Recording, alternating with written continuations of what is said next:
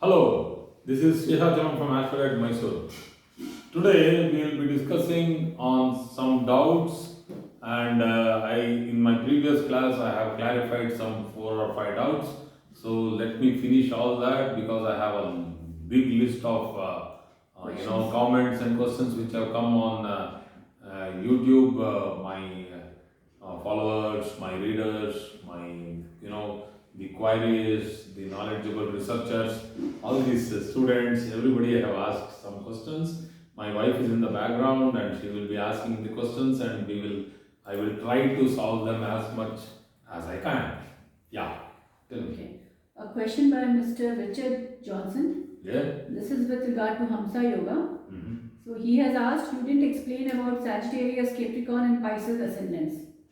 When I was explaining Hamsa Yoga, I think it was only definition of Hamsa Yoga, and when I was doing it on board, I think I explained only 1 or 2 or 3 lagnas, and then I left the other ones assuming just like that. But we didn't yeah, do it in was detail, like yeah. we did for Sasha Yoga. For Sasa all Yoga I have ascendants, done in detail. for all I have ascendants. not done it for Malavya Yoga, Hamsa Yoga, Bhadra Yoga or Ruchaka Yoga. We'll have to do that, but anyway, his question is about Sagittarius, Capricorn and Pisces. Capricorn and Pisces. For Sagittarius and Pisces, Jupiter becomes the ascendant lord. But here, for Sagittarius, it is the first and the fourth lord, and for Pisces, it is the first and the 10th lord. One thing you should understand when we are talking about Hamsa Yoga or any yoga, you should first see where does the planet get its Mula Trikona Sthana, where its Mula Trikona Sthana falls. So for Jupiter, it falls in Sagittarius, and when Hamsa Yoga happens in Sagittarius, the Kendradipatya dosha, that is because Jupiter owns 2 Kendras out of the 4, that is 2 quadrants out of the 4 quadrants, 1, 4, 7, 10. For Sagittarius, it is owning the first and the fourth. So Kendradipatya dosha is less. Why? The second Kendra, the 4th house, is not its Mula Trikona. The first house itself its Mula Trikona. So Hamsa Yoga for Sagittarius in its Lagna, when Sagittarius becomes the ascendant and Jupiter is in Sagittarius, is a fantastic yoga, and these people do a lot of great achievements in life. They are very hard workers, but the same yoga, when Jupiter goes to the 4th house for Sagittarius ascendant, has a lot of modification, because these people will be more towards like acquiring property, going into real estate, going into business, having a luxurious life. They will be more luxury oriented, travel oriented people, because it's the 4th house. The 4th lord in the 4th house is a very good position, but not as good as the Lagnadipati in the Lagna, which is really the greatest of the Hamsa Yogas. So, but anyway, there are many different Hamsa Yogas, even for the Cancer ascendant. Hamsa Yoga is a fantastic yoga, being the 6th and the 9th lord Jupiter gives fantastic opportunity for that person. Same opportunity of Hamsa Yoga with Lagna in Pisces.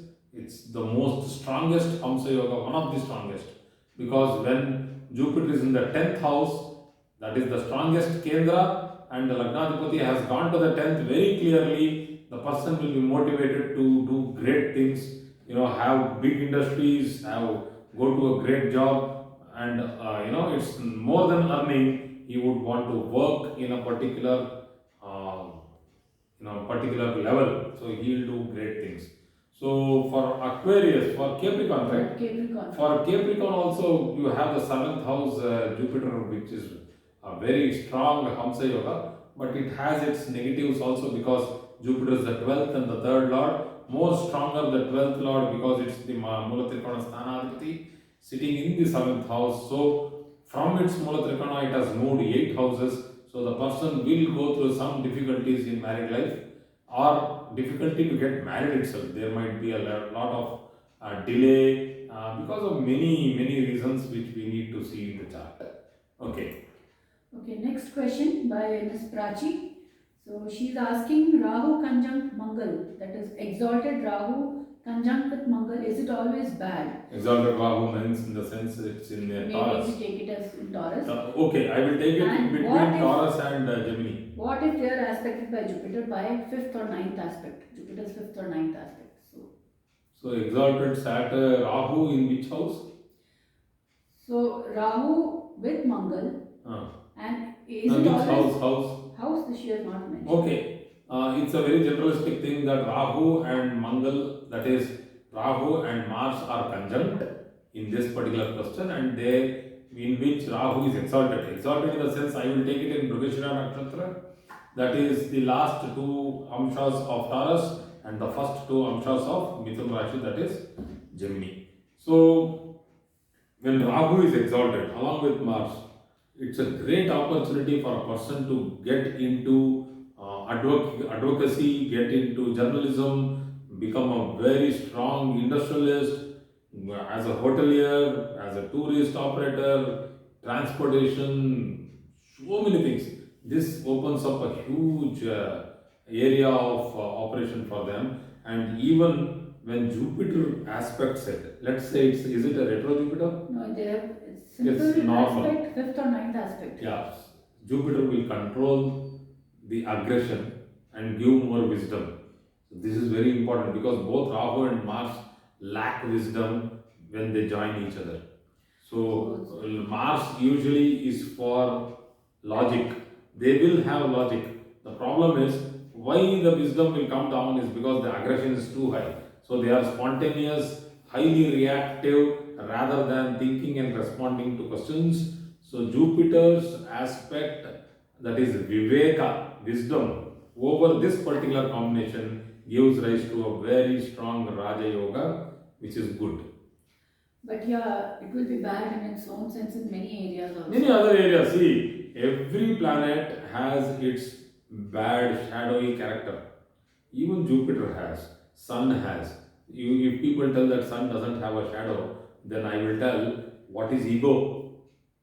Ego kills a person from inside. It doesn't have a shadow, but it kills a person from inside. So every planet has one very strong bad character and many small bad characters which will actually pull the person down in situations. So we can't tell any planet as fully benefic. There is no planet like that. Yeah. Okay, next question by Mr. Vinod Senapala. He's asking, can you do a video on debilitated Jupiter retrograde? So I have learned retrograde planets are more powerful. So what's the level of power if it is debilitated? First of all, talking on planets which are retrograde itself is a very tough subject to deal with. Now you are now sandwiching it along with another condition, telling that it is debilitated also. In Uttara Kalamrita, like one of these books, this is Paladeep Kaiya. So in Uttara Kalamrita written by Kalidasa, in a particular stanza, he very clearly tells, no other person has told this, but it is an epic. It's an old book. It is not a new thing which has come out from past 1000 or 2000 years. No, it's before. So it's all BC. It's BC, not AD. So the Uttara Kalamrita, it has been written in that a Neecha Vakra planet gains strength stronger than an exalted planet. So for example, as per his guidelines, Saturn, which is retro in Aries, is stronger than a normal exalted Saturn in Libra. I am not talking about a retro exalted Saturn, please don't get confused here. One more example, debilitated retrograde Jupiter in the sign of Capricorn, as per Uttara Kalamrita, will become eccentrically strong. See, the word eccentrically strong is very clearly to be understood than the placement of Jupiter in Cancer, that is in Karka Rashi, and it is exalted. Normal exalted Jupiter. So what is this eccentrically strong? So my Guruji, when he was explaining this particular retrogression, he was very animated on the stage. So he told, very beautiful that statement was that if you have a ball in your hand and you want to throw it to a distance, how will you throw it? Will you throw it from here or will you throw it from here? So why do you go back to throw it forward? So that means the more you have the swing, the ability to swing, the further the ball will go and fall. So this is retrogression and speed. So a planet, when it becomes retrograde, it gets the chesta bala, that is, it has the strength to swerve and avoid and go ahead. But a planet which is debilitated and retro will also swerve and go ahead, but will have a lot of hurdles to pass through. It will not be easy for the planet. It will go through a lot of difficulties. But a normal planet which is retrograde will take all other means and routes to achieve its destination. That is, the native will also be in the same character, that he will try to achieve his destination using different paths of life if it is normal retrogression. But if it is debilitated and retro, he will go through a lot of difficulties before getting the path itself. But still, once he gets the path, he will not leave it, because a debilitated planet is like a planet who has failed, and then suddenly he passes it, and once he passes it, he will never look back. So these people are persistent people. So that is why, commitment and persistence was given more value rather than, having strength and, wisdom. So persistence and commitment, these people can achieve better because they know failure. Not people who do not know failure, like the simple exalted Jupiter, they will not know failures.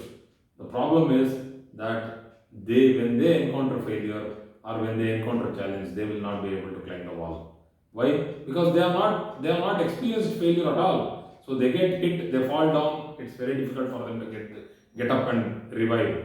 But an debilitated retrograde planet, from the start of your life, you will know what is failure. Every step you would have tripped, fallen down, and then got up. So, because you know how to, you will have got that experience of winning over small failures, and slowly you will know how to win over big failures. So, these people are stronger people. What about exalted retro? In this only we can continue. Just very tough subject to discuss, but anyway, I will do that. Just a small explanation, that's it. The same way, Yeah. An exalted retro can simply tell, I can't do this anymore. So that person will simply change the direction itself. He fails, he tells, I think I can't do that. I don't get the respect there, I don't want to be there, I don't like that place, it's a discomfort. So they simply tell no, and they take something else which is more comfortable. They don't take up that challenge. This is the difficulty of the exalted retro people, because the perseverance is not there. Commitment is there. These people also have commitment. They also want to do something great in their life. They want to be successful. All these things are there, but the commitment is not there. The commitment here with the debilitated retro planet is very high. Perseverance, commitment, hard work. These people know what is failure. The exalted retro, they don't like failures. They are afraid of failures. Overconfident, they are afraid of failures. And I think this video, you have one more question we will add to this video. Let's keep it to this only, this retrogression. So it's a tough subject, retrogression. We will have to check the speed of the planet. See, please try to understand, if it is retrograde or if it is even a direct planet, please go into the chart, check the speed of the planet. So it is easy to check the speed of the planet. Please have 3 dates, generate horoscopes for 3 dates. Let us say the person is born on 21st. you do it on 20th and 22nd. So you check the average speed of the planet from 20th same time till 21st same time, and from 21st till 22nd same time. So let us say 6 am, 6 am, 6 am for the same longitude and latitude. So get the speed of the planet, take the average, add it, divide by 2, you get the average.